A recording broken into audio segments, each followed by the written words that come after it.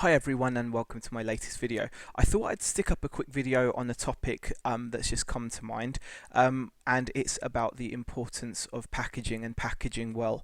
The reason why this item or this topic has come to my attention is recently I've been buying a few things from eBay to either resell on eBay or to sell on Amazon or just for myself, and I've been appalled at some of the packaging that I've received, and it's really surprising actually that some of the items have managed to make it to me as well, and it really does bring to attention that just because you're doing something correct, don't assume everybody else in, and keep positive, because if you're doing things the right way, eventually it will pay off.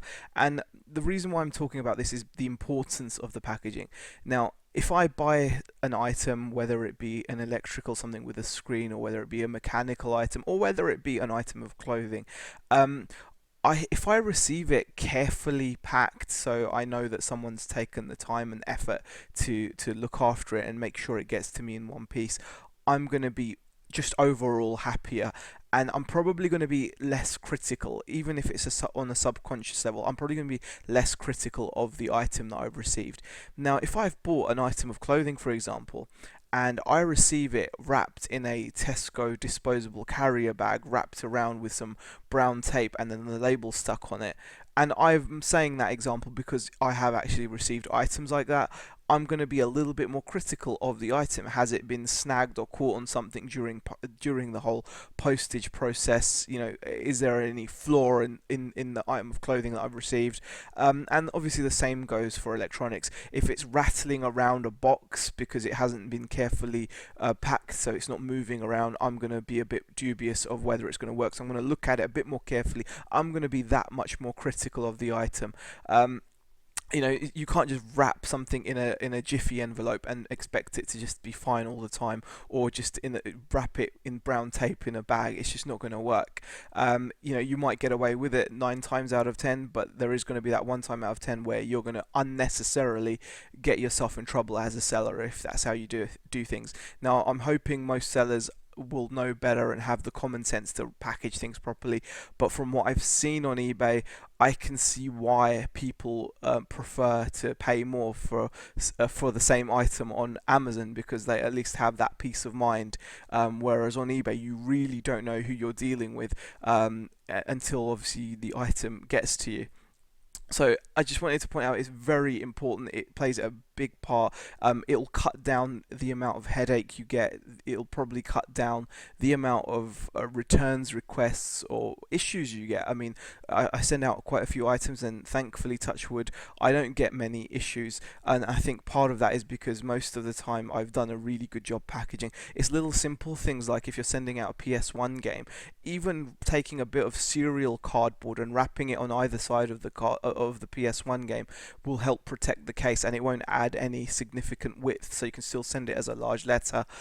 It's just something that I think is important, and bearing that in mind, you've got to get yourself the right supplies, again, to do with presentation, but also to do with the safety of the item getting to someone. And like I said, if it gets to someone looking like you give a damn, the chances are they're going to automatically be at ease when they open the packaging. Now, I'm not saying go and spend tons of money on boxes and things. You don't have to. I mostly use poly mailers, and I use cardboard boxes. So I like to get a lot of like wine boxes from my local Sainsbury's. They tend to be a really good size box for a lot of different items. I go to Macro and I pick up their discarded cardboard boxes. So I recycle, and I've never had a complaint from a buyer about the recycled materials I'm using. As long as it's neatly packed, it looks neat when they get it, like a parcel. It's the main thing. Now, a couple of things I'd recommend that you guys get if you haven't. So this is kind of like a beginner's tip video. I enjoyed making the last couple of beginners tips videos, so thought I'd continue it, and hopefully it will come in handy. Some of the things I recommend getting: rubber bands. Always have a jar of rubber bands handy. Reason is, especially if you're selling electrical, such as, for example, PlayStation controllers, like I mentioned in my last video, or anything with wires, it's so much better when it's neatly wrapped, and it's better when you're photographing the item, but it's also nicer and easier to package the item once you're actually doing it. So rubber bands are a lifesaver. Make sure you've got plenty of rubber bands. Well worth having. Second thing, and this is really important, is a tape dispenser. Now this one is terrible. I bought this off eBay and it is absolutely atrocious. I've used it and you can see the blades on it are just bent.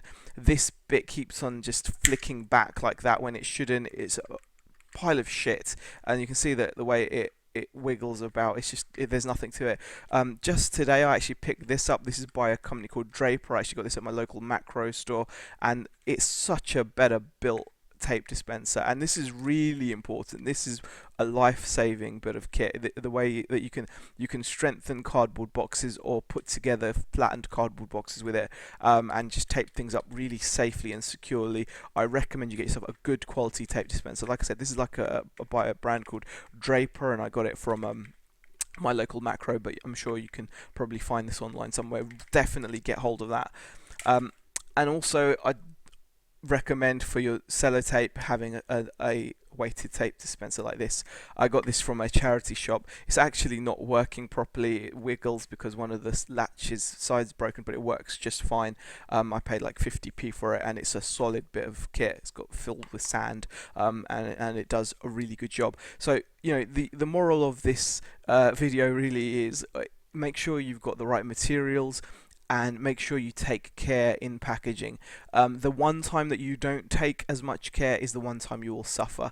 The last time I packaged something where I wasn't 100% sure about it, sure enough the item got damaged and it ended up costing me money, and that was on a coffee machine.